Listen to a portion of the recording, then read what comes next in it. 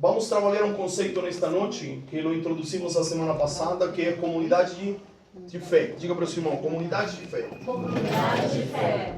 Então, esta palavra não é única minha ou única nossa, não é nossa.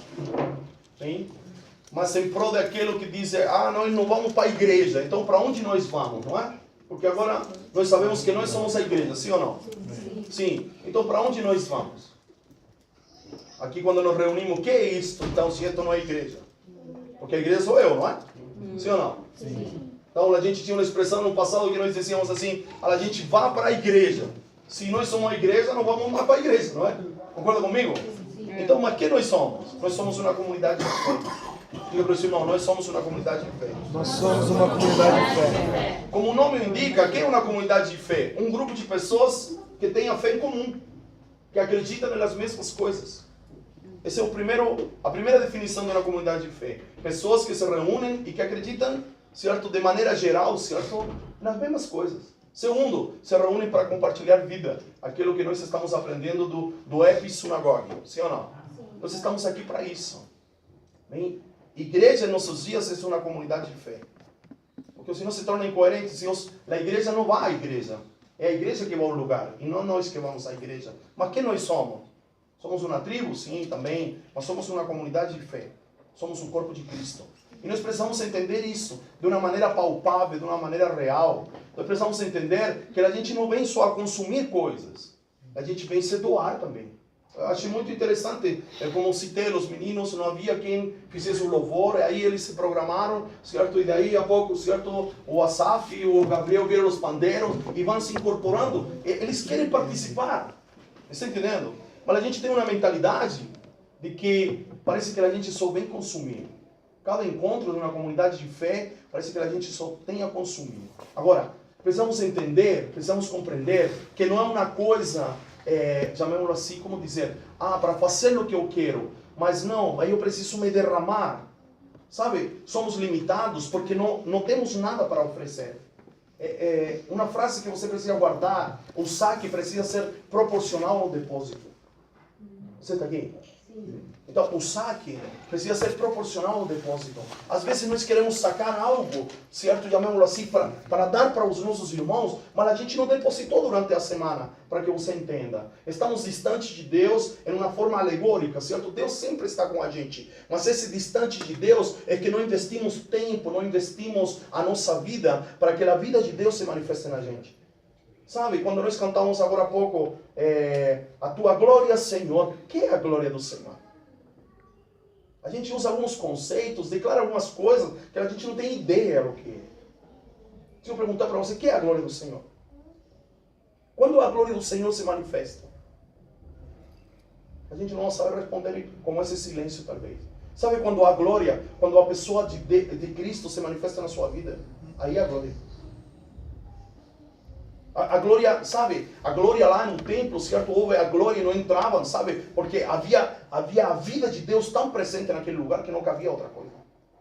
Mas a glória não é arrepio. A glória não é chilique. A glória não é um sentimento externo. A glória é quando nós somos mais, manifestamos mais Cristo e menos de nós. Aí é a glória. Aquilo que você me tem ouvido, não é? A gente precisa, de onde nós precisamos partir? Em uma matemática, não é?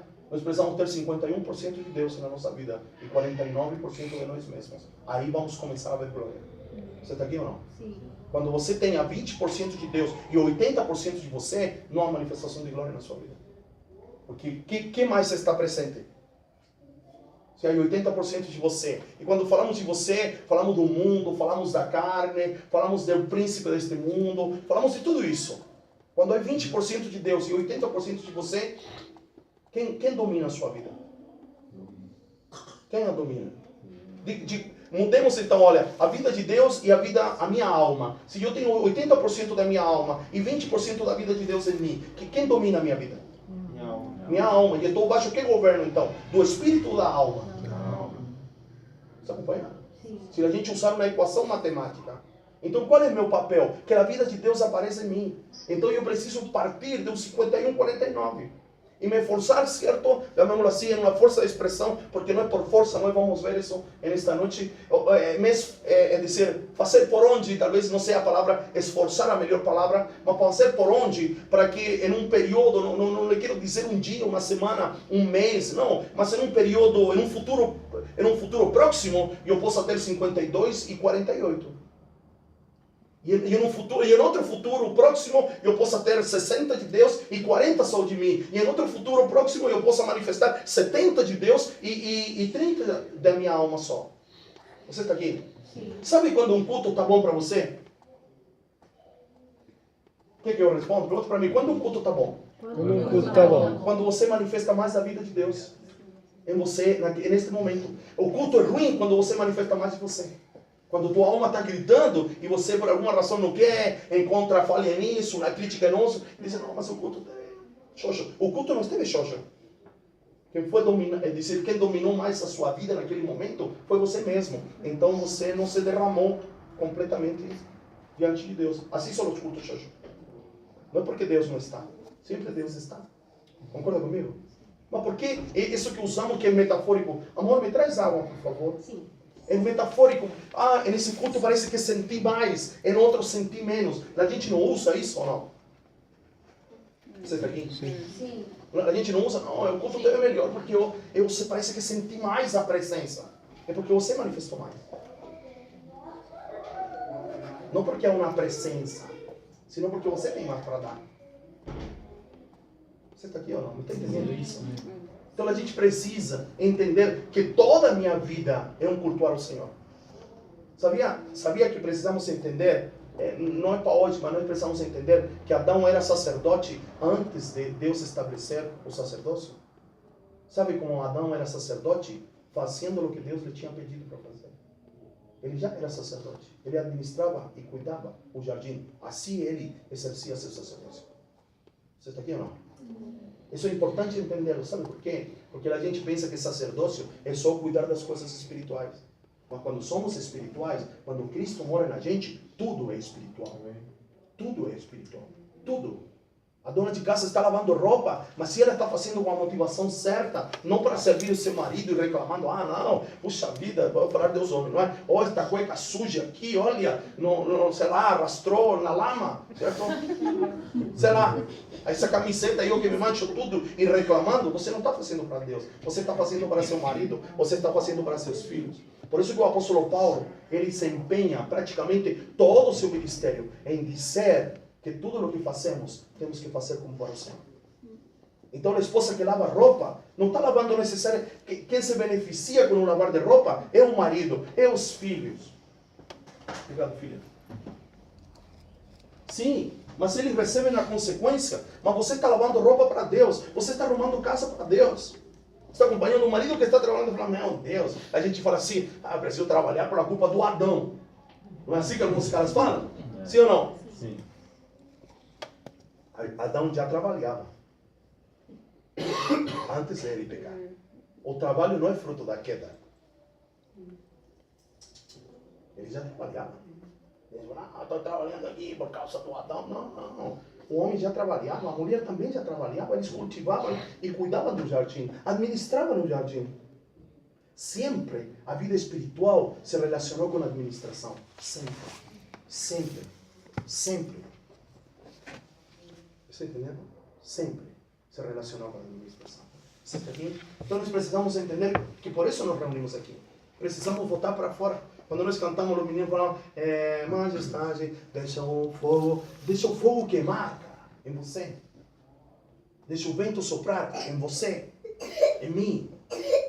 E deixa a glória sair de você. Não vir sobre você, porque ela já veio. A glória de Deus é Cristo. Me entende nisso ou não? Vocês entendem nisso? Vocês me ouvem com cara de surpresa ou me ouvem com cara de ué? O apóstolo Paulo, eu lhe desafio a ler todo o livro de Atos e todas as cartas paulinas, não é? De Gálatas, incluindo até Hebreus. Mesmo que a teologia diga que não é, o autor não é o apóstolo Paulo. E você perceba que toda a trajetória do apóstolo Paulo, ele vai gastar tempo para que entendamos que Cristo está dentro da gente. não está fora. Eu lhe desafio, pegue o livro de Atos, leia-lo inteirinho, ou leia-lo, certo, a partir do capítulo 8 ou 9, quando Paulo se converte, e depois vá, certo, lendo todas as cartas do apóstolo Paulo, começando com Gálatas, vá para Efésios, certo, vá para Filipenses, e vai. E você vai ver quantas vezes ele vai repetir o pronome em primeira pessoa do plural. Ele está em nós. Ele está em nós. Quem está em Cristo e quem está em Ele. Ele vai dizer aos Colossenses, Cristo é nós, a esperança da glória. Não Cristo fora de nós. Não um Cristo distante. Não um Deus perdido. Mas um Deus que mora dentro da gente. Isso é o que nós cantamos. E que nós precisamos entender. Vem habitar. Habitar é vir morar com a gente. Eu sou a habitação de Deus. Uma coisa muito importante, querido, que precisamos entender, é aquela declaração do apóstolo Paulo, que Deus fez convergir todas as coisas em Cristo. Todas. Diga todas. Está com frio, filho? Junta um pouquinho aqui? Não precisa não. Não, mas só um pouquinho. Porque é assim daqui a calorienta. Não, Por isso, mas aí não. Mas aí vai para cima, não é? Você está aqui, todas as coisas vieram como que o Cristo lá sugou. Todas do Antigo Testamento. Tudo o que você viu no Antigo Testamento veio por Cristo assim. Como que ele apareceu assim, ele chamou como um imã. Atraiu todas essas figuras, todas essas sombras. O cordeiro, Jesus, eu sou o cordeiro. Maná, eu sou o maná. A água, eu sou a água. Tabernáculo, eu sou o tabernáculo. Tudo, ele diz, tudo sou eu. O desejado das nações, eu. O leão da tribo de Judá, eu. Você está entendendo? Como que o Cristo aparece em cena e todas essas figuras, todas essas, chamemos assim, figuras pedagógicas que Deus queria ensinar a seu povo, todas, o Cristo las atraiu todas. Se eu quero saber o sacrifício, eu tenho que olhar para o Cristo. Se eu quero saber o sacerdote, ele disse, não, sou eu o sacerdote agora. Agora não é Arão, sou eu. Ou não? Então, de repente, nós gastamos tempo, certo? Estes dias eu escutei, eu acho que foi do Marco Brunet. A gente gasta tempo estudando Paulo para entender o Cristo. Mas a gente tem que gastar tempo em conhecer o Cristo para entender o que o Paulo escreveu, está entendendo? É o contrário. A gente gasta tempo entendendo o que será que o Paulo tratou de dizer aqui, cara? Será que ele foi no terceiro céu ou não? Para entender Cristo. Não. A equação é o contrário. Eu preciso conhecer Cristo para entender o que o Paulo escreveu. Porque Paulo conheceu a Cristo e dele escreveu. Estão vendo?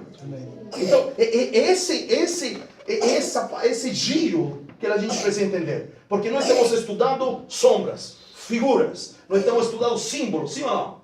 E ficamos lá. Aquilo que eu tenho dito para você, a gente está venerando a caixa. Certo? Ganhou um presente, um relógio legal, e veio numa caixa legal também. E a gente fica apaixonado da caixa. E a gente fica mostrando a caixa para todo mundo e fala, olha a caixa. Mas o que é o mais importante, por mais linda que seja a caixa? Caixa é embrulho, tudo o Antigo Testamento é embrulho, cara. Ou não? Por isso que o apóstolo Paulo e o autor aos Hebreus, certo, que a teologia me vai dizer que não é Paulo, mas eu acredito que ele seja, ou por último ele dictou, ele disse que as coisas do passado foram escritas para nosso conhecimento, nosso entendimento, porém são sombra e figura daquilo que havia de vir. Em Hebreus capítulo número 1 ele diz, no passado Deus se comunicou aos homens, com figuras através dos patriarcas, com símbolos através de Davi, com historinhas, mas agora ele se revela através do Filho, ou não? Isso está no Hebreus capítulo número 1. Então nós precisamos entender, esta é uma comunidade de fé, onde as pessoas não se reúnem necessariamente para cantar, as pessoas não se reúnem necessariamente para orar, mesmo que nós oremos. Não nos reunimos necessariamente para escutar uma boa palavra, nos reunimos, não é verdade, para desenvolver, para que o Cristo seja formado em nós. Isso é uma igreja apostólica, isso é uma igreja profética, não uma igreja que reúne gente tão só. Está acompanhando ou não? Mas igrejas que se preocupam no desenvolvimento do que? Da visão? Não, é no desenvolvimento de Cristo na vida das pessoas. Aí vale a pena para olhar para Deus. Aquilo que eu disse, certo, na Moriá, no culto da unidade. Mais que uma igreja, mais que apóstolos, precisamos ser apostólicos. Mais que profetas, precisamos ser proféticos. Porque há igreja que tem apóstolos, mas nunca tocaram o apostólico. Você está aqui? Não? São duas coisas diferentes. Na nomenclatura da palavra, apóstolo é substantivo, apostólico é adjetivo. Todo adjetivo acrescenta, soma algo a. O perro é bravo. O cachorro é bravo. Esse bravo é adjetivo. Acrescentou uma característica ao substantivo. Apóstolo é substantivo. Apostólico é adjetivo. Você está aqui ou não? Sim. Então, há igrejas que têm apóstolos, que têm profetas, mas não são nem apostólicos nem proféticos. Está acompanhando? Então nós precisamos entender isso da comunidade de fé. Nós, de alguma maneira, no Ninho das Águias, nós já vivemos uma comunidade de fé. Mas nós precisamos tornar concreto isso. Perfeito? Então vamos usar os primeiros 8 versículos de 1 de Tessalonicenses. Ok? Abra sua Bíblia em 1 de Tessalonicenses. 1 de Tessalonicenses, vamos complementar lá o pastor Isvão, pastora Nívia, seus filhos lá, certo? Espero que estejam recebendo bem. Dá um alô aí, Isvão, está recebendo bem, cara? Ah, sim, está entendendo, está português, não é? Sol, né? Quer Bíblia, filho? Eu vendo barato, filho, eu vendo barato. Aqui, filho. Bem, queridos, vamos lá. Não tem 15, A gente vai... Vamos lá? É o primeiro Tessalonicenses. Vamos trabalhar. Você vai abrir aí, primeira carta do apóstolo Paulo aos Tessalonicenses, capítulo 1, os primeiros 8 versículos vamos trabalhar, do 1 ao 8. Beleza? Então, mas antes de nós ler, você vai abrir aí. Vamos ver como se dá o surgimento da comunidade de fé na igreja de Tessalônica, ok? Deixa eu me encontrar aqui. Então, vocês, quem tem Bíblia de papel aí, certo? O pastor Isvão me perguntou se aqui na igreja usávamos a Bíblia ou usávamos o celular. Eu falei, uns poucos o celular, uns poucos a Bíblia. Ele falou assim, não, mas aqui nos Estados Unidos, certo? Quando eu vou na igreja, os caras estão chateando, os caras estão no Facebook. Eu falei, não, mas como nós somos uma igreja pequena, dá para controlar isso, não é? Dá uma espionada em quem está fazendo, não é? Então, queridos, segura aí, mas eu vou lhe contar um pouquinho a história da igreja de Tessalonicenses para que nós entendamos esses 7 versículos. Então vamos começar no capítulo 16 do livro de Atos. Depois vamos ir para lá onde você já está. Se você quer, me acompanha só a história e depois você confere. Esta história, certo, para que la possamos entender, começa no capítulo 16 do livro de Atos. O que diz o primeiro versículo? Chegou a Derbe e depois a Listra, onde vivia um discípulo chamado Timóteo. Sua mãe era judia convertida e seu pai era grego. Ok? Timóteo vai ser um daqueles que faz parte da equipe do apóstolo Paulo, e o apóstolo Paulo, nos primeiros versículos, vai colocar Paulo, Timóteo e Silas são os que estão enviando a carta. Perfeito? Onde o apóstolo Paulo encontra Timóteo? Quando ele chega na cidade de Derbe, na sua segunda viagem missionária. Quando ele, certo, por assim dizer, briga com Barnabé, ele toma Silas, que é o mesmo Silvão, parece? Silvano ou Silvão? Silvano é o mesmo. Silas e Silvano é o mesmo. São dois, como João e Marco. João e Marcos são os mesmos. Silas e Silvano são os mesmos, ok? Então ele pega Silas e Barnabé vai com João e Marcos, certo? Pela briga que eles tiveram. E o apóstolo Paulo toma a Silas e faz uma viagem, chamemos assim, por um contorno e o outro se vai por outro entorno. Perfeito? E aí eles chegam na cidade de Derbe e conhecem Timóteo, um menino que tinha sido educado pela sua avó e sua mãe, que a gente não é nem crente nem cristão, a gente é filho de Deus. Ok? Outro dia falamos disso. Então eles se encontraram e ele era de pai grego, então não tinha sido circuncidado ao 8º dia. Em razão de toda essa polêmica dos judaizantes, o apóstolo Paulo circuncida Timóteo e o chama a fazer parte de sua equipe apostólico e profético. Beleza? Versículo 6 do capítulo 16 vai falar aquele episódio do 6 ao 10, quando o apóstolo Paulo queria ir para um lugar e o Espírito o impediu de ir. Você lembra disso? E depois ele disse, eu quero ir para outro lado. E o Espírito de Deus também disse, não, não vai. Aí ele teve uma visão do varão macedônio. Do versículo 6, do capítulo 16 ao versículo 10, está a visão do varão macedônio. Certo? O versículo número 10 diz que Lucas e a equipe apostólica do apóstolo Paulo decidiram, concluíram que Deus os queria na Macedônia. Por que é importante isto? Porque Tessalônica faz parte da Macedônia. Tessalônica, Filipo, certo? E outras cidades que eu marquei por aqui, fazem parte da região da Macedônia. Então o apóstolo Paulo, certo? Vai para a Macedônia. A primeira cidade que ele chega é Filipo. Você está aqui? Sim. Então, do versículo 16 em diante, relata toda essa história quando o apóstolo Paulo e Silas e seu equipe, Timóteo também, chegam a Filipo. Aí se encontram com Lídia, a vendedora de púrpuras, que se reuniam na beira do rio e faziam um culto de oração. Se lembram disso? Aí se convertiu Lídia, e Lídia os convidou para sua casa. Sim? Aí, certo dia, Paulo, certo, e sua equipe passavam por uma praça e havia uma moça com o espírito da adivinação. E sempre perturbava Paulo, lhe dizendo, esse é um verdadeiro homem de Deus, um verdadeiro homem de Deus. Até que um dia Paulo sentiu a paciência, certo, e repreendeu o espírito da adivinação. Lembra disso? Sim.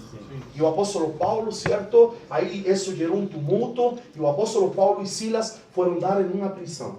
Lembra disso? Daí vem o famoso texto lá, Paulo e Silas na prisão, à meia-noite eles começaram a cantar louvores e houve um tremor que abriu as portas da prisão. Lembra disso? Aí, em razão de essa possível fuga, podemos dizer assim, o carcereiro ia se matar. Por que ia se matar o carcereiro? Porque ele respondia com a vida pelos preços que ele tinha. Então ele falou assim, certo, no português do Nordeste, estou lascado, vou me matar então. Antes que me mate o imperador ou o governador da cidade, vão me matar. Você está aqui? Sim. Aí Paulo intervém, certo? Naquela declaração que a gente tem dificuldades para entender, quando Paulo diz, não faça isso, se você crer, será salvo tu e a tua casa. Uns interpretam como salvação do céu. Outros interpretamos como que ele está dizendo, não tire a sua vida. Porque nós estamos aqui.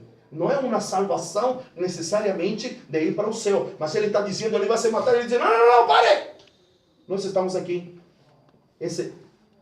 Como dizendo, não faça isso. Nós estamos aqui. Se você fazer isso, você terá benefícios para você e certamente para a sua casa. Você está aqui? Sim. Agora, cada um, certo, vai interpretar, esse é o contexto.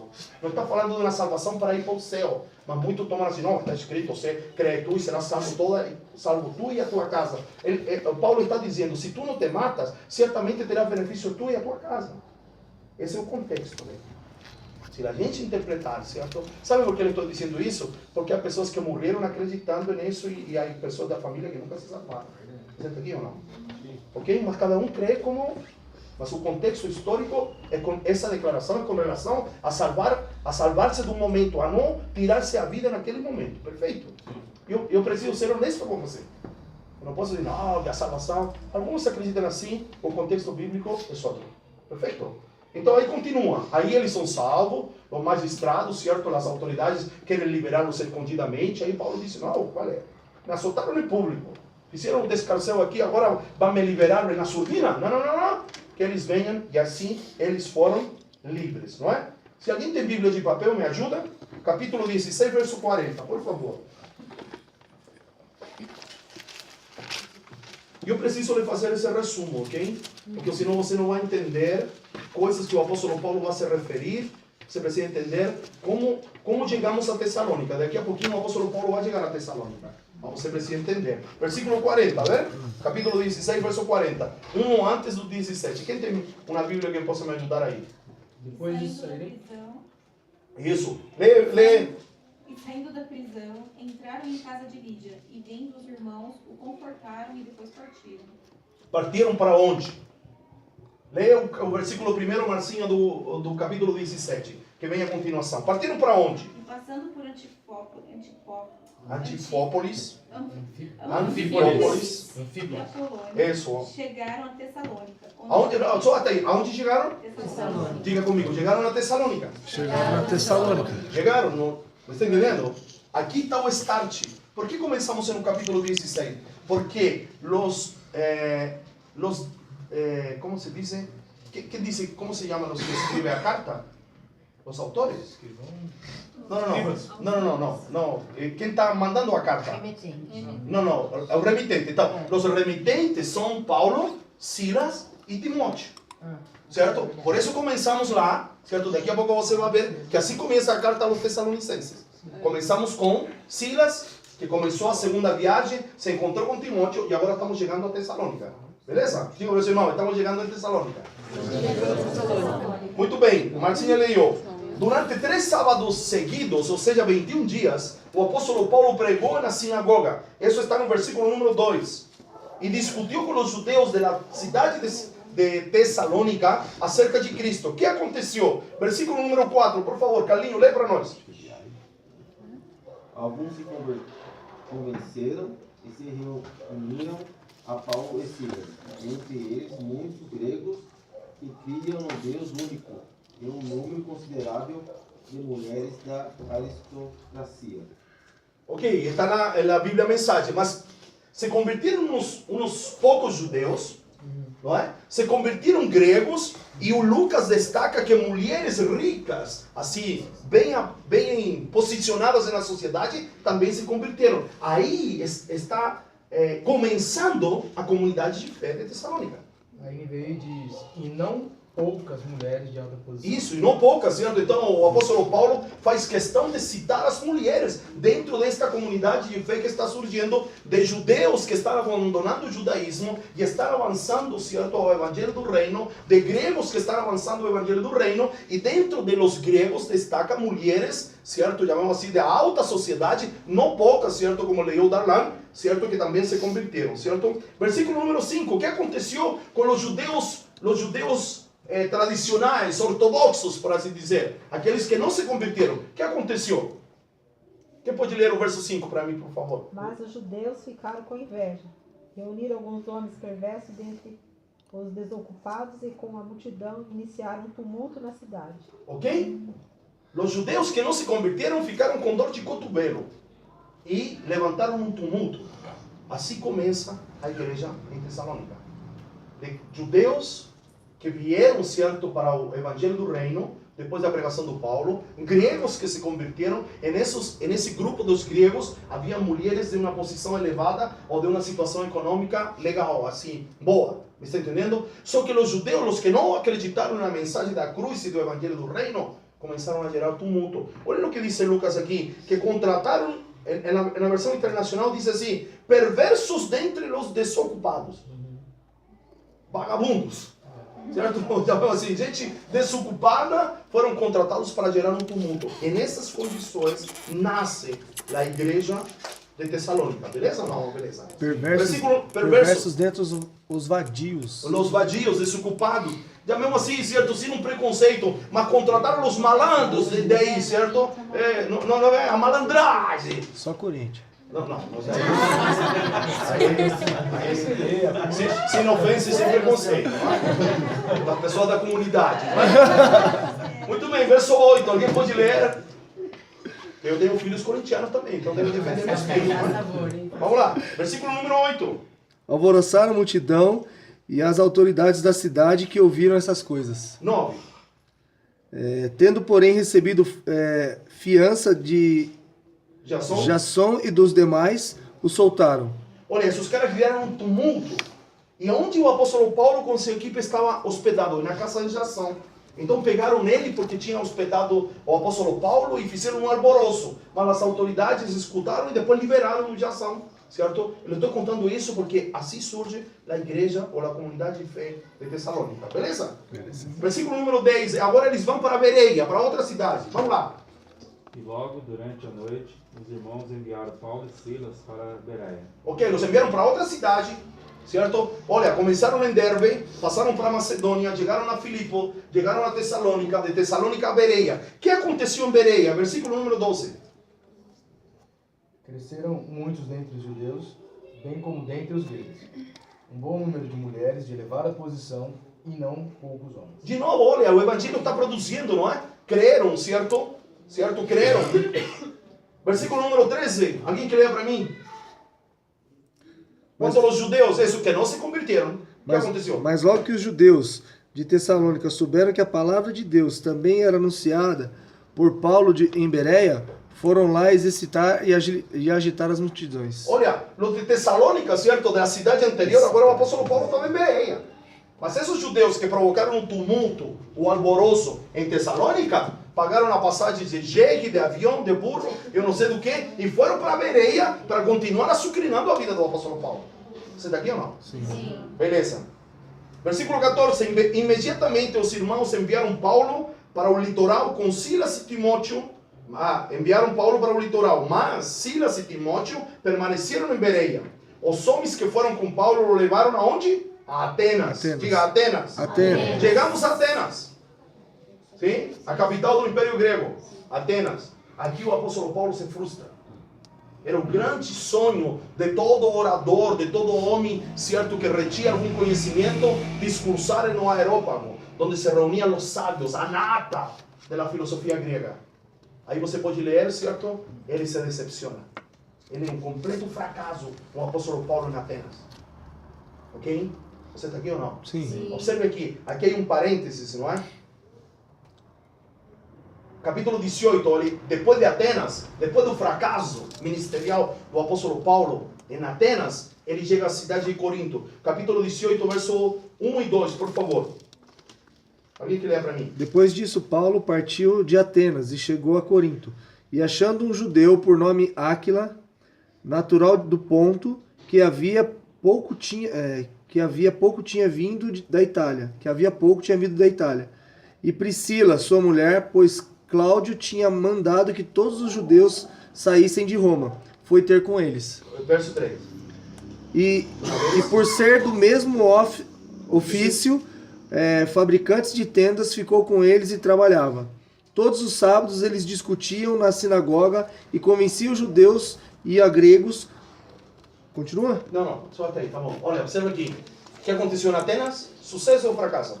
Fracasso. Ele chega onde? Corinto. Em Corinto. O que ele vai fazer? Trabalhar. Vai trabalhar. Observa isso aqui. Todo homem chamado por Deus que fracassa, a primeira alternativa dele é voltar a trabalhar. Você está aqui? Sim. Aqui não. Você vai ver. Todo cara que, cara, Danilo caiu lá na presbiteriana, eu vou trabalhar, era bom na igreja, agora eu vou continuar sendo bom no trabalho. Todo homem de Deus chamado com um propósito determinado, quando ele fracassa, ele vai se esconder no trabalho. Todo. Aqui, ó. Isso é importante destacar. Beleza? Ele chega onde? Onde chegou depois de Atenas? Corinto. Corinto, se pôs a trabalhar, não é? Mas aí depois ele retomou o fio da meada. Diga assim, ele chegou em Corinto. Ele chegou em Corinto. Por que chegamos hasta aqui? Porque de Corinto ele vai escrever aos Tessalônicos. Ele saiu de Derbe com Silas. Conheceu Timóteo. Lo circuncidou em razão dos judeus. Dos judaizantes, melhor, para que vocês entendam, não é? Certo? Aí ele queria ir para um lado, Deus não o deixou. Deus queria ir para Paulo, queria ir para o outro, Deus também não o deixou. De noite ele teve uma visão com um varão macedônio. Ele juntou sua equipe ministerial, certo? Decidiram, capítulo 16, verso 10. Concluímos que Deus nos queria na Macedônia e embarcamos com direção à Macedônia. A primeira cidade, Macedônia era como um estado, para que você entenda, está entendendo? Era como o estado de São Paulo, era um território grande. A primeira cidade que eles chegaram, Filipe. Conhecem Lídia, certo? Expulsam o espírito da divinação da menina. Vão dar na cadeia, certo? À meia-noite Deus abre a cadeia. Eles salvam a família do carcereiro. Sim? Está acompanhando? Sim. Mas vão de alboroto, de tumulto em tumulto, até chegar a Tessalônica. Em Tessalônica, Paulo prega 3 finais de semana seguidos na mesma sinagoga, não é? Que era como a igreja dos judeus que não estavam longe de Jerusalém para ir ao templo. Então, na sinagoga, eles se reuniam para aprender a lei, para aprender a Torá, para cultivar os costumes. Em Tessalônica, se convertem alguns judeus gregos, e entre eles mulheres da alta sociedade. Mas isso cria um tumulto. Está acompanhando? Sim. Saem de Tessalônica e vão para Bereia. Certo? Aí estão os berianos, que eram mais nobres que os tessalônicos. Porque eles tomavam nota e pesquisavam daquilo que o apóstolo Paulo, se podemos dizer, estava falando. Não é? O apóstolo Paulo de Bereia chega a Atenas, onde há um completo fracasso. Tem a pregação mais linda do apóstolo Paulo, quando ele vai, certo, passeando-se pelas casinhas, pelos nichos, certo, dos deuses, e encontra um buraco vazio que diz ao Deus desconhecido, e daí ele se pega. Não é que ele estava pregando o Deus desconhecido, mas ele usa algo que eles conheciam para introduzir o Evangelho de Cristo, certo, em los atenienses. Mas os filósofos não acreditam na mensagem. Isto frustra o apóstolo Paulo. O apóstolo Paulo vai para Corinto. Em Corinto se encontra com Aquila e Priscila, dois que tinham fugido de Roma na perseguição de Cláudio, mais ou menos no ano 50 depois de Cristo. No ano 51, ainda, certo, em Corinto, o apóstolo Paulo escreve a primeira epístola aos Tessalonicenses. Ele estava longe dos Tessalonicenses, mas seu coração estava perto deles. Ele fez todo esse para que você entenda. Tessalônica surgiu, a comunidade de fé de Tessalônica surgiu em meio ao tumulto. Não foi uma conversão fácil. Não surgiu na igreja assim facilzinho, como aqui, certo? Aqui no Brasil a gente tropeça e encontra a igreja. Mas não é muito fácil construir igreja. A igreja de Deus não é muito fácil. Ok? Vamos lá, agora para Tessalonicenses. Vocês precisam conhecer esse, para você entender o que o apóstolo Paulo vai dizer. Então, nos primeiros 8 versículos, vamos ver algumas características, não todas, quer dizer, não que sejam as únicas ou que sejam todas, mas esta comunidade de fé de Tessalônica manifesta algumas características que nós, como comunidade de fé, precisamos ter. Amém. Vamos lá? Cadê meu iPad?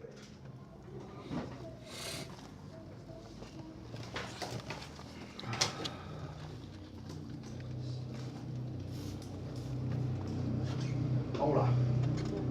Diz assim: Paulo, Silas e Timóteo, a igreja dos Tessalonicenses, em Deus Pai e nosso Senhor Jesus Cristo. A vocês graça e paz da parte de Deus e de nosso Senhor Jesus Cristo. Graça para os gregos e shalom para os judeus. Por isso essa combinação de saudação, graça e paz, evidenciava, chamamos assim, quem assistia naquela comunidade de fé. Próximo. Sempre damos graças a Deus por todos vocês, mencionando-os em nossas orações. Lembramos continuamente diante de nosso Deus e Pai o que vocês têm demonstrado. O trabalho que resulta de fé, o esforço motivado por amor, certo? E a perseverança que provém de esperança em nosso Senhor Jesus Cristo. Sabemos, irmãos amados de Deus, que Ele os escolheu porque o nosso Evangelho não chegou a vocês somente em palavras, mas também em poder no Espírito Santo e em plena convicção. Vocês sabem como procedemos entre vocês em seu favor. De fato, vocês se tornaram nossos imitadores e do Senhor, pois apesar de muito sofrimento, a essa perseguição se está referindo. Não a um sofrimento presente, ou talvez presente, mas a todo o tumulto ocasionado no começo da formação da igreja, que talvez se estendia até o tempo presente. Está acompanhando? Sim. Muito bem. Sofrimento, receberam a palavra com alegria que vem do Espírito Santo. Assim, tornaram-se modelo de todos os crentes que estão na Macedônia e na Acaia, na região da Acaia. Porque partindo de vocês, propagou-se a mensagem do Senhor na Macedônia e em Acaia. Não somente isto, mas também por todas partes tornou-se conhecida a fé que vocês têm em Deus. O resultado é que não temos necessidade de dizer mais nada sobre este assunto. Perfeito? Beleza ou não beleza? Sim. Então vamos, para que ganhemos tempo. Primeira característica que uma comunidade de fé tem que ter. Primeira, um espírito de gratidão. O apóstolo Paulo diz: eu dou graças por vocês nas minhas orações. Então a primeira característica, certo? Está com base, me parece que no versículo número 2. Dando graças por vocês sempre nas minhas orações. A primeira característica de uma comunidade de fé é um espírito de gratidão, certo? Um espírito de gratidão para com Deus, por aquilo que Ele faz nas nossas vidas, e gratidão para a comunidade de fé, para aqueles que em algum momento determinado Deus usa para nos ajudar, para nos orientar, para nos dar uma palavra de conselho. Nós precisamos cultivar um espírito de gratidão. Esta é a primeira característica. Gratidão a Deus por aquilo que Ele fez, por aquilo que Ele está fazendo e por aquilo que Ele vai fazer. Os que estão, certo, vindo às quartas-feiras, no capítulo 1 do livro de Efésios, há uma lista de coisas que Deus já fez por nós. Amém. Está entendendo? Ele nos predestinou para sermos filhos, Ele nos adotou como filhos, Ele nos resgatou, Ele pagou um preço. Tudo isso que você já sabe, você tem que ser grato ao Senhor. Talvez esta linha na vertical, talvez não seja a mais complicada de uma comunidade de fé, mas talvez seja na horizontal o mais complicado de uma comunidade de fé. Não mais complicado, no sentido de que nós praticamos muito, certo, a gratidão entre nós. Para com Deus a gente diz, não, obrigado Senhor, por teu cuidado, por teu amor, pela tua bondade, pela tua fidelidade, pela tua misericórdia, porque o Senhor morreu por mim na cruz, e todas essas coisas que nós sabemos. E para com aqueles que nos têm ajudado dentro da comunidade de fé, ou além da comunidade de fé. Você está aqui?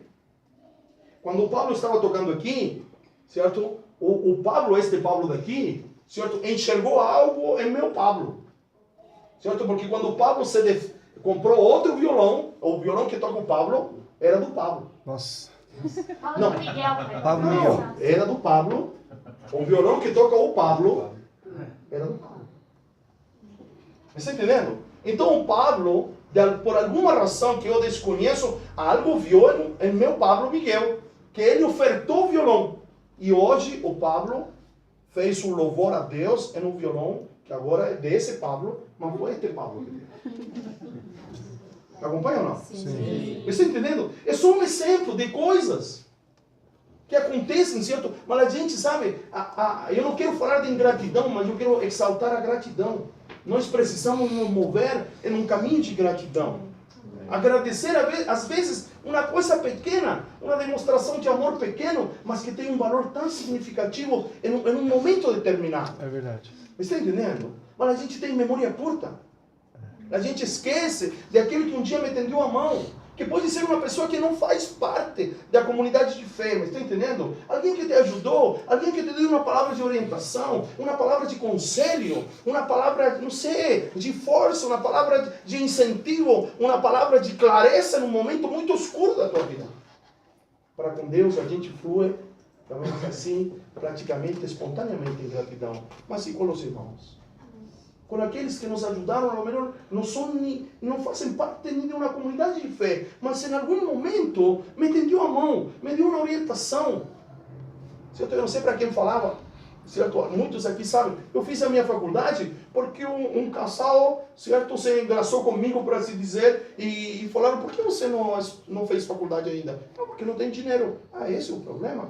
Então nós vamos bancar a sua faculdade. E não são de uma comunidade de fé. Você está entendendo? Pessoas que te ajudam, pessoas que te tendem a mão, pessoas que estão contigo. Às vezes, querido, não te dão nada, mas estão contigo.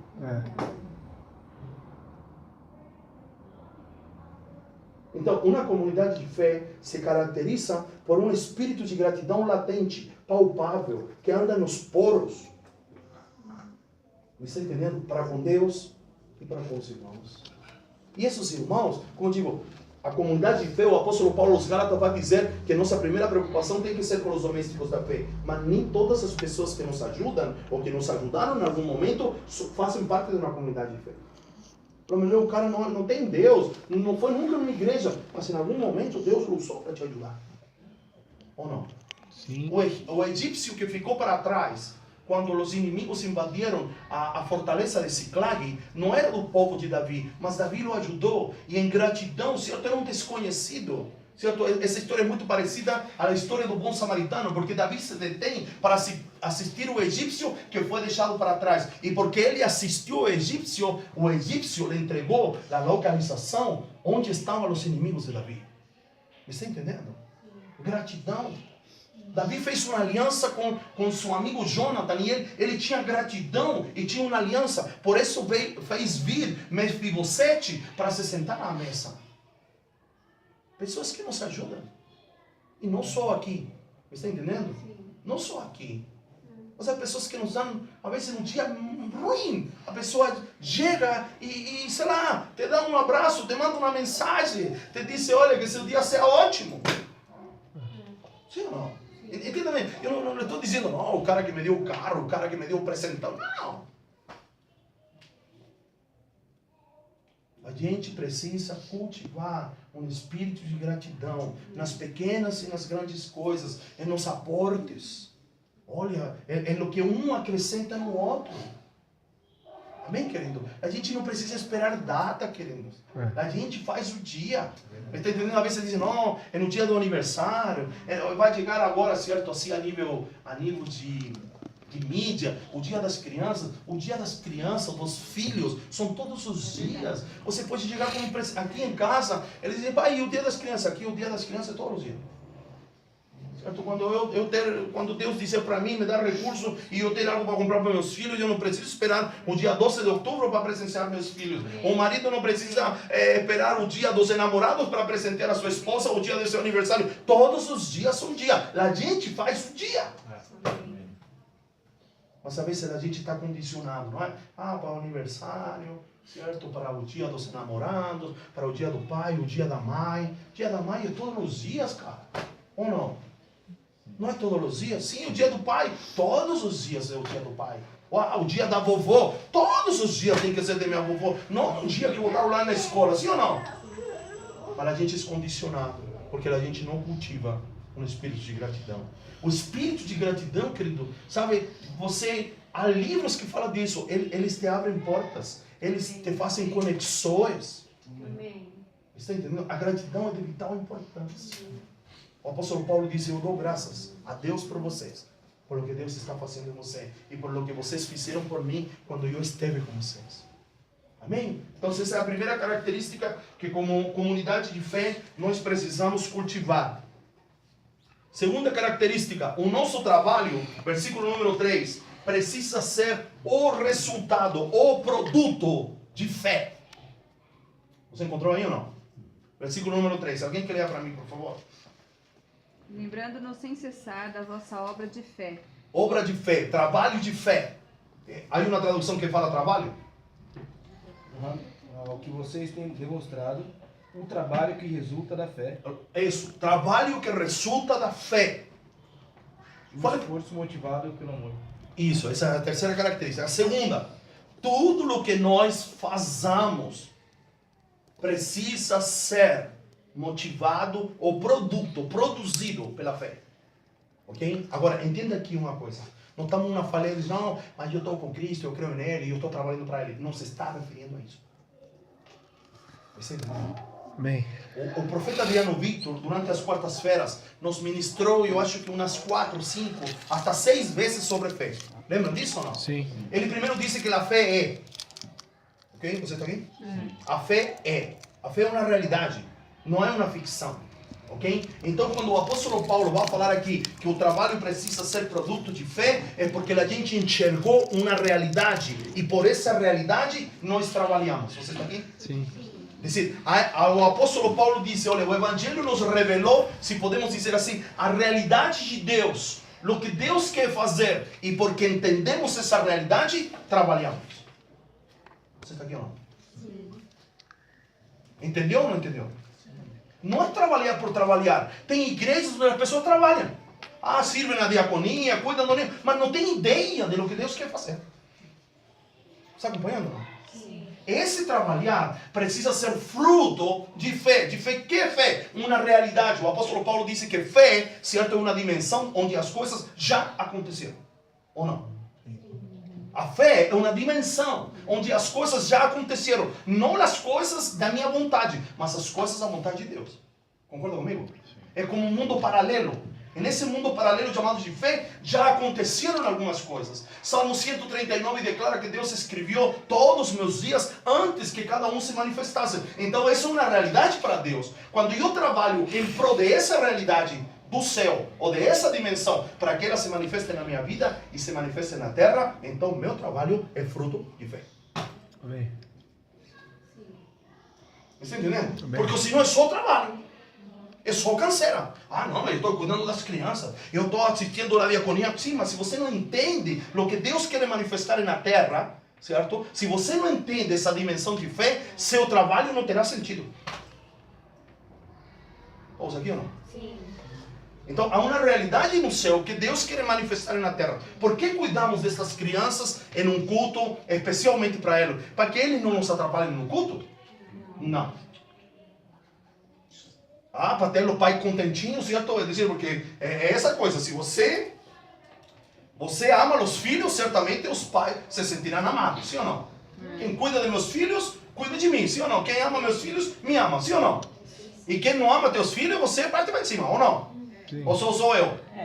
Não, então, olha a estratégia do Dario, ele mantém bem os filhos da gente, para que nós estejamos bem também. Não. Eu sei que Deus tem uma realidade com relação a essas crianças. Por isso trabalhamos. Não trabalhamos para que elas não nos atrapalhem no culto. Não, o Dario las tira de lá porque atrapalha. Não, vocês mesmos sabem, a mim elas não me atrapalham.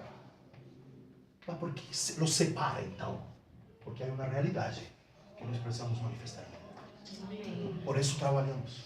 Por isso o grupo do Núcleo de Educação Infantil, certo? Deixa de participar na comunidade de fé quando nos reunimos para adorar juntos e fica aqui em casa enquanto nós estamos adorando lá. Não é que eles estão cuidando de nossos filhos, eles estão trabalhando para que a realidade do céu se manifeste na vida de nossos filhos. Por isso trabalhamos. Está acompanhando? E isso tem que motivar você.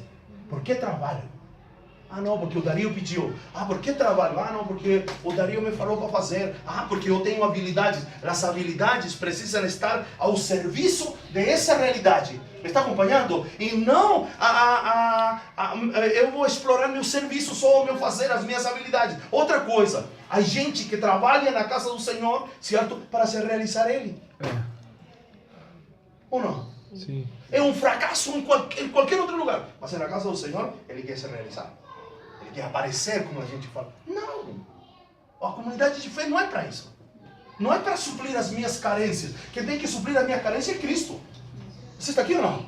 Ah, é que eu sempre tenho uma necessidade de aparecer, que meu trabalho apareça. E aí ele se... Não. A comunidade de fé não é para isso. A comunidade de fé é para entender uma realidade, e quando eu entendo essa realidade, o Espírito Santo me vai fazer ver as minhas habilidades, e eu vou dizer, eu vou colocar as minhas habilidades ao serviço dessa realidade. Você está aqui ou não? Sim. Uau, isso é tremendo. Não sei, se eu fosse você, eu estava aí, sei lá, cara. Porque isso é tremendo. Não trabalhamos porque temos habilidades. Não trabalhamos por necessidade. Trabalhamos para manifestar uma realidade. Para isso trabalhamos. Para isso temos o ninho da saia. Não temos, o ninho da saia é para o Dario sobreviver. Não. Mesmo que isso aconteça, mesmo que parte das entradas venham como um recurso para sustentar a minha casa, mas eu não me movo por isso. Eu me movo porque é uma realidade que precisa ser gerada nas pessoas. Está acompanhando? Isso faz um grande sentido. Me está entendendo? É como, por exemplo, porque o Glauco vai para Kimberley, sabe? Ele não vai para trabalhar e sustentar, não, há uma realidade. E com esse recurso que chega via Kimberley, porque a Kimberley é o camelo que Deus usa para fazer chegar os recursos ao Glauco, me está entendendo? Mas ele disse, olha, eu levanto cedo, 4 da manhã, eu vou trabalhar, me someto a um turno, isso e aquilo, porque há uma realidade que eu preciso manifestar e eu preciso desse recurso que Deus libera pela Kimberley. Amém. Cara, isso faz uma grande diferença. Amém. Aí eu trabalho com alegria, cara. Aí eu passo para um chão cantando, certo? Eu não conheço outro mais lindo. Sim, porque você não está trabalhando para a empresa que te contratou. A empresa que te contratou é o camelo de Deus para trazer os recursos para a tua vida. É só isso. Porque há uma realidade que eu preciso manifestar. Cara, não sei se você entende, mas isso vira teu chamado, teu ministério sacerdotal aos avessos e te alinha. Você diz, meu Deus. Porque o trabalho de uma comunidade de fé precisa ser o produto da fé, de algo que nós já enxergamos. Amém. E queremos manifestar na terra. Alô? Tremendo, cara. Não sei se você, eu estou, é tremendo isso. Amém. Amém. Toma, faz todo sentido. Porque trabalhamos na igreja ou fora da igreja. Decir, não trabalhamos para enriquecer, trabalhamos que o nosso salário, o que Deus libera é o que vai patrocinar a manifestação dessa realidade. Por isso trabalhamos. Amém. E é claro que vai sobrar uma casquinha para a gente, é claro. Glória a Deus. Deus não é tirano, sim ou não? É isso aí. Vamos ter férias, vamos ter sim. Mas se não tivermos nada disso e manifestarmos a realidade, nos demos por satisfeitos. Amém. Uau. Amém. Terceira característica. Seu esforço é motivado por amor. Está entendendo? Aqui eu acho que me adelantei. Não é para eu me dar bem. Não, eu estou na igreja e eu me esforço, Senhor, para quê? Para ser reconhecido. Não, é por amor, cara. E por amor verdadeiro. Amém. Primeiro por amor a Deus. Está entendendo? Amém. Eu dizia para meus filhos que eles quiseram cantar e eu aproveitei já, porque estou aprendendo que em vez de fazer um culto quando eu quero, eu tenho que aproveitar quando eles querem. Entendeu? Então quando o Pablo e a Miriam dizem, não, vamos cantar, eu falo, está na hora do culto. É melhor que ela diga, não, tal dia, tal hora, vamos cantar. Está entendendo? Porque eles estão motivados a isso. Então a gente tem que aproveitar isso de nossos filhos. Os que têm filhos pequenos têm que aproveitar isso. De repente eles estão com o violãozinho lá, é mais lindo, e eles estão falando, oh, eles querem cultuar o Senhor. Uau! Sim ou não? Sim. Temos que aproveitar isso. E aí eu disse para eles, observa o que eu disse. Só quem ama obedece, porque a obediência é fruto de amor. Você está aqui ou não? Sim. Jesus obedeceu o Pai porque amava o Pai. Jesus, querido, a toda a sua trajetória, é se anulando a Ele, por amor ao Pai, para que a vontade do Pai apareça nele. Eu não falo as palavras que eu quero, eu falo as palavras que eu vi meu Pai falar. Eu não faço o que eu quero, eu faço o que eu vi meu Pai fazer. Eu não estou aqui para cumprir a minha vontade, eu estou aqui para cumprir a vontade do Pai. E uma vez, ele tornou explícito, no jardim do Getsemane, Senhor, está difícil, eu não quero não. Ou não? E ele foi uma vez. Arthur Lucas disse que foram 3 vezes. Mas na terceira que ele disse, Senhor, meu Pai, eu gostaria de fazer diferente. Mas eu abro mão da minha vontade. E que se cumpra a sua vontade em mim. Sabe o que eu aprendo com Jesus? Eu posso dizer o que eu quero ou o que eu não quero fazer. Mas no final das contas, eu preciso me submeter a fazer aquilo que Deus quer que eu faça. Não há nenhum problema que diga, não, eu não quero, sei lá, aqui um chamado, não sei, para Tailândia. Não, Senhor, não quero ir para Tailândia. Você pleiteia o Senhor, não, Senhor, eu não quero. Não é a minha vontade. Mas no final das contas, você precisa dizer, Senhor, eu não quero ir, mas que se cumpra a sua vontade. Está entendendo? Não há problema em dizer que não queremos. Não há problema em manifestar a nossa vontade. Aonde há problema? Quando a minha vontade prevalece sobre a vontade de Deus. Você está aqui ou não? Sim. Isso é de vital importância. Aquilo que você me tem ouvido e precisamos entendê-lo. Mais difícil que saber a vontade de Deus é abrir mão da minha vontade para que a vontade de Deus se cumpra. Porque saber a vontade de Deus em comparação a abrir mão da minha vontade, que fichinha. É fácil. Agora, o que fazemos, como diz a expressão, todo o seu esforço, todo o seu, sei lá, esse suportar, Motivado por amor. é motivado por amor. Senão não vale. Ah, não, eu tenho que fazer porque tem... Não, tem que ter amor. Primeiro amor a Deus e amor à comunidade de fé. No capítulo 1, querido, para ir para o versículo, será 20, o apóstolo Paulo vai dizer aos filipenses, guarde isto, em algum momento eu vou ministrar isso para você. O apóstolo Paulo disse, eu preferia estar com o Senhor, mas por causa de vocês, eu vou ficar. O apóstolo Paulo disse isso para os filipenses. Ele queria estar com o Senhor, ele queria morrer. Ele disse, não, acabou, pronto, vai embora. Eu gostaria de estar com ele, mas em razão de vocês, eu vou ficar. Aí ele continua dizendo que essa minha atitude gere frutos em você. Sabe o que o apóstolo Paulo está dizendo? Que realmente valga a pena, eu quero ficar entre você. Está entendendo? Então, tudo o que fazemos é por amor. Sabe o que aprendi outro dia que achei fantástico? Uma comunidade de fé, diga comigo, uma comunidade de fé. Uma comunidade de fé é lugar. É lugar de gente perfeita. De gente perfeita. Jesus. Perfeito não no conceito humano. Perfeito em pessoas que estão aprendendo com seus próprios erros. Se aperfeiçoando. Ok? Agora, observe. Pergunte para mim. E quando o Darlan pisa na bola? Pergunte para mim. E quando o Darlan pisa na bola? Não, mas foi assim a fuente. Pergunte para mim. Aponta assim para o Darlan. E quando o Darlan pisa na bola? Observe aqui, observe isso aqui. A palavra de Deus diz que o amor aperfeiçoa. Eita glória. Então, quando ele pisa na bola, o amor de Deus o cobre. Amém. E o amor da comunidade de fé também precisa o cobrir. Não o cobrir para encobertar o seu erro, mas o cobre para poder ajudá-lo a que supere seu erro. Isso é uma comunidade de fé. Não é uma comunidade de fé onde diz, não, é que esse pisou na bola, então deixa esse para trás. Ah, é que o outro... Não. A comunidade de fé é um lugar de gente que está num processo e onde o amor nos aperfeiçoa, nos torna maduros. Me está entendendo? Agora, isso é profundo e sério. Me está entendendo? Porque o amor também tem tolerância ao limite. Por amor, Deus botou para fora Adão do jardim do Éden. Por amor, o pai do filho pródigo deixou o menino caçula ir embora. Por amor. Então não entende esse por amor só não. É um amor que te cobre, mas também te exige. Não é assim com nossos filhos? Ô filho, olha a roupinha que o pai comprou. O pai comprou por amor, mas você precisa cuidar da roupinha. Ou não? Alô, você está aqui? Sim. Não é um amor doentio. Não é um amor automático. Um amor que me ajuda para que eu possa ser alavancado. Não para que eu me aproveite. E fique um neném chorão ou um neném malcriado. Está acompanhando? Tudo precisa ser motivado por amor. Por que aguantamos o tranco? Por que continuamos juntos? Não porque sejamos expertos em lidar com as reações dos seres humanos. Não, o pastor Dario, o senhor precisa, parece um psicólogo. Não, este nasce por amor. Não é por Freud, como chama? Freud, não é por os caras lá da psicologia. Não, é por amor. Não é por outra coisa. Então, quando você errar, quando eu errar, a gente precisa lembrar que o amor aperfeiçoa.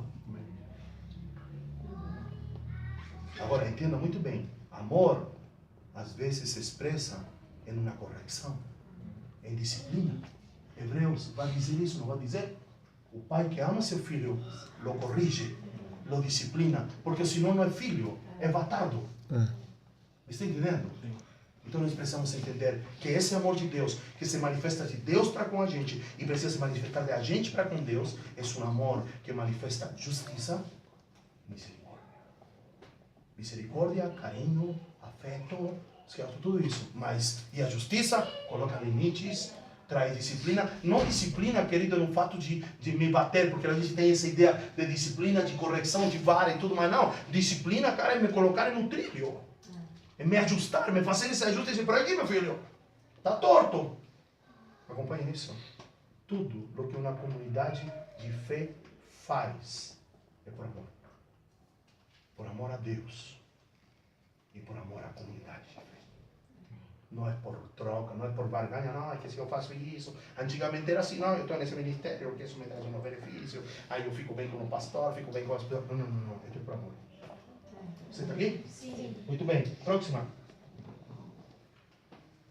Manifestam perseverança, porque é fruto da esperança. Uau! De novo?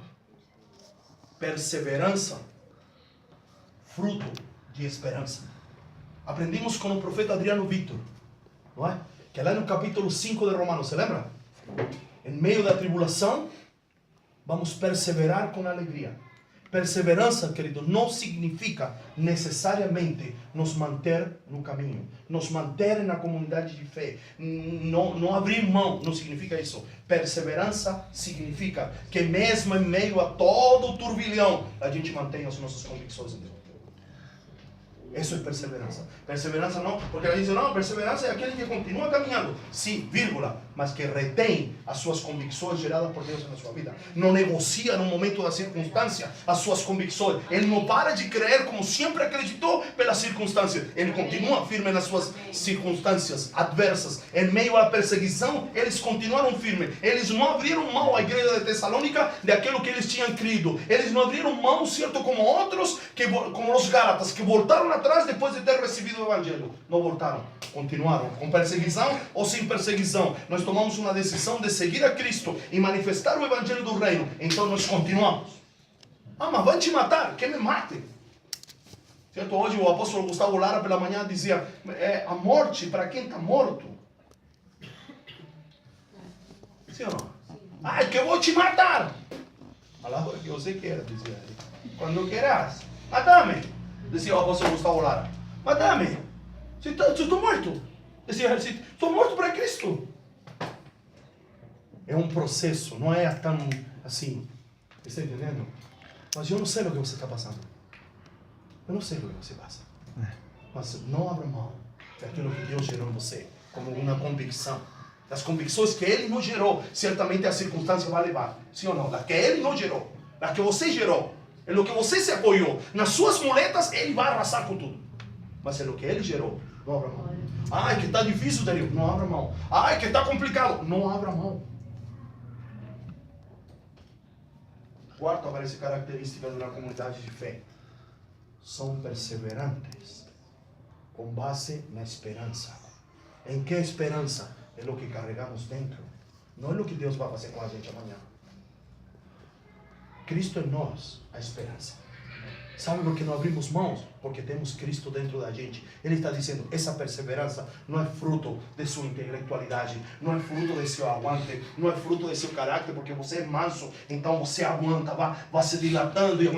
Não é fruto de você, é fruto da vida que você carrega. Porque Cristo em você produz essa esperança. E essa esperança te faz te manter perseverante frente às circunstâncias adversas da tua vida.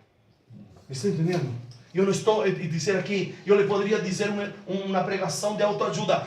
Esse problema vai se solucionar, essa situação vai mudar, e vai mudar, entendeu? Mas esse não é o foco do apóstolo Paulo. Ele está dizendo, honro vocês, elogio vocês, porque em meio a vossas circunstâncias, vocês mantiveram firmes as vossas convicções, mas que não é fruto da vossa mente, não é fruto do vosso entendimento, mas é fruto da vida que vocês carregam. E qual é a vida? A vida de Deus. É o Cristo que vocês carregam, que gera essa esperança, e essa esperança se manifesta em perseverança. Que tipo de perseverança? Que não abre mão em meio às circunstâncias que vive. Uau! Essa é uma comunidade de fé. O resto é qualquer coisa, me está entendendo? E sem ofender a ninguém, me está entendendo? Sim. Não é a intenção de ofender, que os outros, Dario, mas os outros irmãozinhos não entendem nada, ok, mas nós entendemos. E nós vamos ser responsáveis daquilo que nós entendemos. Eles vão corresponder de acordo à luz deles. Me está entendendo? Não tenho que me preocupar com eles. Mas eles não entendem igual que a gente, ok, mas nós precisamos corresponder à luz que nós temos. Amém. Sim ou não? Sim. Sim ou não? Sim. Querido, ao começar de mim, eu estou dando passos além das minhas manchas de leopardo, cara. Há coisas que eu estou fazendo que não estão em minha personalidade, não estão no meu jeito, mas eu estou dizendo, Senhor, em prol da comunidade de fé, o tigre tem que se esquecer das suas manchas. Em algum momento, me está entendendo ou não? Eu estou fazendo hoje, de 2 meses para cá, eu estou fazendo coisas que eu nunca pensei que eu poderia fazer. E que a lo melhor eu mesmo era o obstáculo, então eu me negava a fazer. Não, eu não tenho jeito para isso. Não tenho... Essa é a explicação da gente, não é? Sim ou não? É que eu não tenho jeito para isso. É que eu não tenho jeito para isso. Querido, quando a gente não tem jeito, a graça precisa se manifestar na nossa vida. Aquela coisa que eu falei, aquela frase que eu já lhe disse, por muito tempo eu falei, a gente não dá o que a gente não tem. Verdadeiro, mas não é ponto final, é vírgula. Deus disse isso para mim, Dario, não é ponto final, você colocou um ponto final onde há vírgula. Como vírgula, pai? Sim, porque é verdadeiro. Ninguém dá aquilo que não tem. Mas aquele que dá o que não tem é manifestação da graça de Deus na sua vida. Aí coloque o ponto final, meu filho. Então não se esconda atrás de sua personalidade, de seu jeito, que diz, não, que eu tenho um jeitão, eu não tenho assim. Querido, não. Então busque uma maneira de manifestar amor. Busque uma maneira de será. Mas não se esconda atrás de quem você é. Porque de repente aquilo que você diz ser, não é quem você é fruto de sua alma deformada. Você está aqui ou não? Porque você diz, não, é que esse é meu jeito, eu sou assim. Mas talvez você não seja assim. Essa característica que você adquiriu é fruto de uma alma deformada. Não é como Deus te fez. Você está aqui ou não? Sim. Deus diz, não, é que eu sou tímido, é que eu... Não, vamos buscar uma maneira. Certo? Aquele livrinho das 5 linguagens do amor, que não dá presente, cara, ajuda a manifestar amor com serviço, certo? Que não faz com serviço, manifesta de outra maneira, manifesta com cuidado, com proteção, mas precisa manifestar um amor. E não ficar escondido no amor. Não sei porque meu filho, parece que esse é o complemento do anterior, não é? Mas nós precisamos, não importa o que estamos vivendo, nem de los mais pequenos, vocês, os adolescentes, não importa o que estão vivendo. Aquilo que Deus já plantou em você, você precisa retê-lo. Você precisa retê-lo. Não é? Como Daniel, que escutamos lá, não é? Do tio Alif. Ele decidiu não comer da comida do rei, nem beber de seu vinho. Ele, em outras palavras, não decidiu abrir mão das convicções que tinham sido geradas por seus pais quando ele estava em Jerusalém. Ah, mas agora não está mais em Jerusalém, está na Babilônia, os pais dele não estão mais. Mas Deus está. Você está aqui ou não? Sim. Muito bem. Ainda bem. Amém. Pode fechar um pouquinho mais alto. Beleza? Tudo não. Versículo número 6 agora. Aprendem a imitar aqueles que imitam a Cristo. Ele diz, olha, vocês se tornaram nossos imitadores porque nós imitamos a Cristo. Está acompanhando? Olha que interessante isto. Uma comunidade de fé enxerga seus irmãos como referenciais. Porém, não se detém neles. Porque para que eles sejam referenciais, eles precisam apontar para Cristo. Aquilo que disse o apóstolo Paulo. Sejam de meus imitadores como eu estou seguindo ele. Me está acompanhando? Isso é muito importante numa comunidade de fé. E o Vitão, ele tem e é uma referência para nós. Mas ele é referência não porque ele é o cara, não porque a pregação dele é legal, senão porque ele está imitando a Cristo. E cada vez que eu olho o Vitão, ele me estimula, na vida dele, me estimula a olhar a Cristo. Me está entendendo? Isso é fantástico. Porque hasta agora a gente se prendia nas pessoas. A gente parava só no referencial. Não é que o pastor é referencial para mim. E a gente parava em um referencial. O referencial precisa me levar a Cristo. Você está aqui ou não? E não só eu, ou os que estão em evidência. Dizer, há características no tertuliano que é Cristo na vida dele. E eu preciso olhar para ele e dizer, olha, isso é a manifestação da vida de Deus, a vida de Cristo nele. Então eu quero ter isso que ele tem, porque está em ele. Eles se tornaram imitadores de gente que imitava a Cristo, por assim dizer. Está entendendo? Querido, nós somos terríveis, os seres humanos. A gente não fala de coisas boas em outra pessoa. A gente só fala de coisas ruins. Ou não? Sim ou não? Nosso cérebro tem uma capacidade, certo, de enxergar o ponto preto na folha branca. Ele é atraído a isso. Mas isso é mentalidade humana. E no reino, a gente tem que tratar de enxergar a folha branca e não só dar ênfase ao ponto negro. Está entendendo? Todos aqui ou não? Amém. Eu, um menininho, deu 5 pães e não 2 peixinhos. Era nada. Ou não? Eu vou ministrar no primeiro culto da Moriá. Eu vou lhe ministrar sobre um menino. Está entendendo? Eu vou lhe ministrar sobre um menino. O menino não se importou se era pouco ou era muito. Ele se doou. Só. Ele não negociou com Deus. Ah, não, eu tenho 5 pãozinhos, vou dar 3 e vou dar um peixinho só. Não, deu tudo. Você está aqui? Essa é a pregação do próximo domingo, mas tudo bem. Você está aqui, não é? Sim. Precisamos olhar para nossos irmãos. Não são perfeitos. Eu não sou perfeito. A Tatiana não é perfeita. O Tertuliano, o Glauco, não somos perfeitos. Mas certamente há coisas boas em ele. Ou não? Sim. Então, essas coisas boas são a manifestação da vida de Deus. As coisas ruins são a manifestação da alma dele, que precisa diminuir para que a vida de Deus apareça. Sim ou não? Sim. Então, vamos olhar a coisa boa. Há coisas no Tertuliano que eu preciso adquirir, porque não são dele, são da vida de Deus que está nele. Amém. Há coisas na Miriam, eu estou mencionando o que está aqui na frente, mas cada um de nós. Há coisas na Valentina que são da vida de Deus. Haverá outras, certo? Pela formação, pela transição, você diz, mas isso não é de Deus, não. Não, então, mas vamos olhar para coisas que são de Deus. Em todos nós aqui, neste espaço físico, temos características da vida de Deus. A isso nós chamamos de boas características, por assim dizer. Mas a gente está pendente de uma coisa ruim, cara. A gente precisa olhar para Deus e ver a vida de Deus na vida de nossos irmãos. E a gente tem que desejar imitar nossos irmãos, porque nossos irmãos estão imitando a Deus, ou estão manifestando, em outras palavras, a vida de Deus através das suas vidas. Cara. Amém. Entenda muito bem. Aqui a gente está servido de bons pregadores, mas não se iluda com bons pregadores, cara. Se iluda com gente que manifesta a vida de Deus. Não se iluda com gente eloquente, meus filhos. Não se iluda. Me está entendendo? Mas procure saber quem você ouve. Procure acompanhar. Uma vez na vida, procure estar perto dele e ver como ele se comporta. Me está entendendo? Porque às vezes o cara é uma coisa na plataforma, mas é uma coisa totalmente diferente lá embaixo. Me está acompanhando? E isso não quer dizer que você não ouça. Mas a gente não pode não nos podemos impressionar pela eloquência dos homens. Precisamos nos impressionar. Sabe que nos deve impressionar? A vida de Deus na vida desse cara. Esse cara só pode manifestar isso porque Cristo está nele. Me está entendendo? Eu quero ter essa paciência que está nele, não porque ele é paciente, senão porque isso é fruto da vida de Deus nele. Então eu quero me parecer com ele.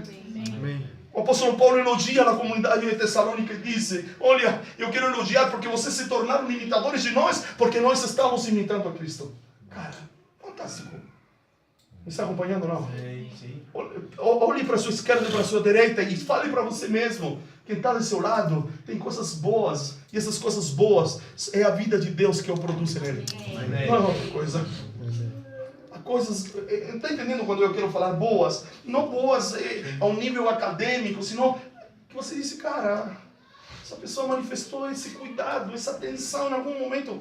Cara, só posso ver que é Deus na minha vida. É Deus, através da vida dele, essa mansidão, essa bondade, essa benignidade, essa paz, essa alegria, certo? Esse domínio próprio na situação, só pode vir Deus, cara. Então eu quero imitar o que está nele, porque eu enxergo que o que está nele é fruto, que a vida de Deus está nele. Isso é o que o apóstolo Paulo está dizendo. Isso precisa ser o nosso coringa. Entendem o que é coringa? Nossa carta forte é num momento quando a gente vê só a fraqueza do outro. Isso tem que vir como uma carta forte. Não para criar, como dizer, não para cobertar, não para ser cúmplice, mas para alavancar. Me está entendendo? Me entende ou não me entende? Quando eu falo assim, não para acabar de nada, não. Mas há coisas boas em você. E sabe, um exercício, certo? Antes que eu enxergue as coisas boas em você, você precisa enxergar as coisas boas em você. Essas coisas boas, insisto, vou repetir, é manifestação, é fruto da vida de Deus na sua vida. Não é porque o cara é bom, não. É porque a vida de Deus manifesta na sua vida. Amém.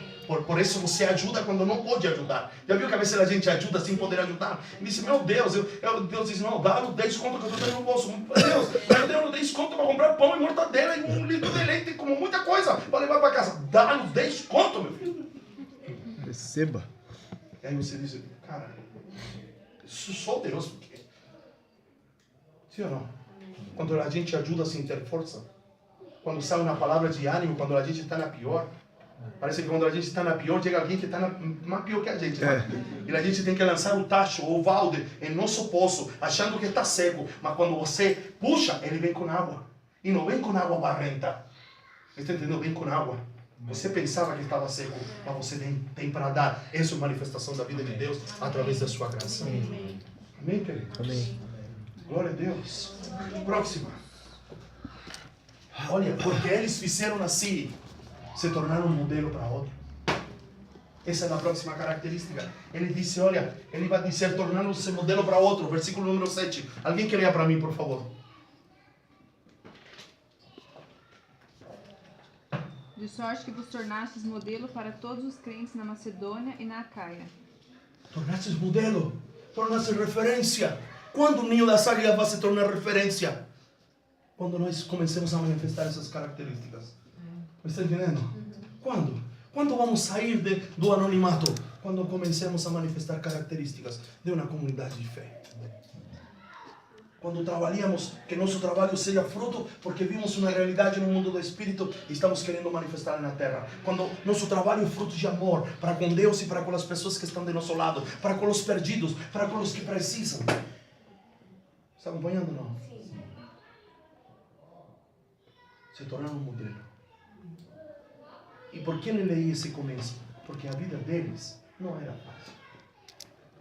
Porque a gente diz, não, mas para fazer tudo isso, tem que ter uma vida tranquila.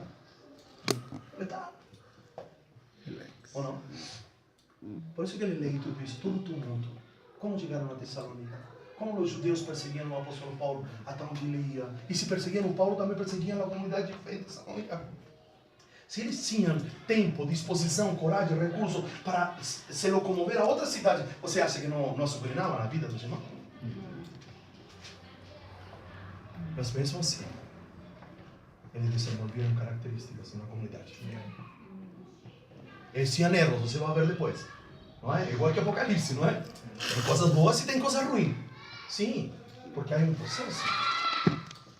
Mas eles eram uma comunidade de fé. Estão desenvolvendo características de comunidade de fé. Primeira característica, concluindo já. Motivados, espírito de gratidão em meio deles. Gratidão para com Deus e gratidão para com aqueles que nos ajudaram. Seu trabalho é fruto de uma realidade que enxergaram. Então, Dario, mas ainda não enxerguei. Mas você sabe que Deus tem um propósito eterno, não é? E que Ele quer manifestar algo na terra, sim ou não? Então nós trabalhamos para isso. Pregamos, cuidamos de crianças, cuidamos de jovens para isso. Para que eles entendam que Deus tem um propósito. Por isso somos comunidade de fé. Beleza? Outra. Seu esforço é motivado para amor. Se não há amor, queridos, estamos lascados. Vamos vender, vamos fechar tudo, vamos viver sozinhos. Vamos vender o que temos e vamos fazer uma casa lá sozinho. Ou não? Porque lidar com gente é dificilíssimo. É muito difícil. Se o Fernando diz para mim, pai, você lascou. O Fernando sempre eu disse com essa palavra. Não, pai. Eu oro por você, disse o Fernando. Cuidar de gente não é fácil, pai. É verdade. Perseverantes. Ou perseverança, fruto da esperança. Não, querido, entenda muito bem. Não é nessa esperança que Jesus vai voltar. Não, querido, não. É essa vida que tem em você gera uma esperança. Certo? Que se você morrer agora e se isso que você conhece como céu não seja bem como você, mas você vai estar com Deus, cara. Pouco importa se há ruas de ouro, se o mar é como o de Cristo. Sim ou não? Isso é detalhe, vou estar com Deus, cara. Se vai ser como o jardim do Éden, a rua de ouro, o trono, cara. Isso pode ser só figura, sim ou não? Então, querido, certo? A gente tem uma visão de um Cristo, de repente pensou que o Cristo, assim como o Vitão, assim, um Cristo moreno. Bonito. Não. Se eu vejo a pessoa, não, então, porque a gente tem a ideia de um Cristo loiro, de cabelo loiro, olhos azuis. Pensou assim como não como o Darlan, meio fofinho. Fofinho, sacanagem. Assim, então como olha, agora o Pablo tá careca, pensou? O cabeludo, o povo pinta, sim ou não? Me está acompanhando? A gente tem uma imagem de Jesus. E se não chegar um dia diante dele e ele ser diferente do que a gente acha? Dirá, Deus, não quero não. Não vai entrar não, igual. Propaganda enganosa, hein? Pouco importa, queridos. É por amor, não é assim quando a esposa diz para o marido, não importa se a gente vai morar para debaixo da ponte, mas a gente está junto, não é mais ou menos assim? Uma coisa, estamos juntos, não importa se mudamos daqui para lá, não importa se nosso patamar de vida baixou de alguma maneira, pouco importa, estamos juntos. Uma coisa assim com Deus. Motivados pela vida de Deus, perseverança, aprenderam a imitar os que imitavam a Cristo e se transformaram em modelo para os outros. Amém? Você está aqui? Amém. Nós somos uma comunidade de fé, mas nós precisamos manifestar características de uma comunidade de fé. De nenhuma maneira estamos dizendo que nós somos, mas precisamos manifestar e nos esforçar em amor para manifestar essas características. Porque só assim nos tornaremos relevantes no meio que estamos vivendo. Porque uma comunidade de fé tem que se tornar relevante. Capítulo 17 lá vai dizer que os apóstolos, quando chegavam, colocavam as cidades de cabeça para baixo. E a palavra transtornavam as cidades. Por quê? Porque se tornavam relevantes. Relevante na sua casa, relevante no seu trabalho, com sua família, em algum lugar. Mas eu preciso manifestar a vida de Deus. Por isso somos uma comunidade de fé. Amém. Amém? Vamos orar? Amém. Senhor, oramos nesta noite. A vida de Deus que está em nós, através do Teu Espírito e através de Jesus, nessa vida estão todas as características que nós precisamos ter e manifestar. Senhor, nosso trabalho é Que o Espírito Santo nos faça diminuir e que o Senhor cresça em nós, Senhor. Como começamos dizendo, Senhor, se nós chegamos aqui, Senhor, com 60% da vida de Deus, precisamos sair com 65% da vida de Deus. Então é o contrário, Senhor. Entre mais estou com o Senhor, minha carga aumenta, não diminui, Senhor. Nós precisamos ter consciência da vida que carregamos. Amém. Precisamos ter consciência, Senhor, de que precisamos manifestar características de uma comunidade de fé. Não queremos características de igreja, por assim dizer, de uma igreja institucional, mas queremos as características da comunidade de fé de Tessalônica, porque mesmo em tanta tribulação e em tanta perseguição, manifestaram características. Não porque eram bons, Senhor, não porque eram intelectuais, não porque a vida corria tudo bem, mas porque estavam cultivando a vida de Deus dentro deles. Nós queremos, Senhor, transparecer a Tua vida. Senhor, uma das músicas que cantamos, nós queremos que o fogo queime dentro de nós. Nós queremos que o vento sopre dentro de nós, para que a glória se manifeste, não para que ela venha, mas para que ela se manifeste. Em nome poderoso de Jesus. Oramos, Senhor, para que o ninho das águias manifeste as características de uma comunidade de fé. Oramos por cada família aqui representada, pelos que estão, Senhor, no Santo Tumor. Senhor, por aqueles que por alguma razão não conseguiram estar conosco. Mas que esta palavra seja liberada como um manto, Senhor, que cobre o ninho das águias, Senhor. Os filhos do ninho das águias. Pelo que nós declaramos, Senhor, com alegria no coração, com gratidão em nossos lábios. Em nome de Jesus. Amém.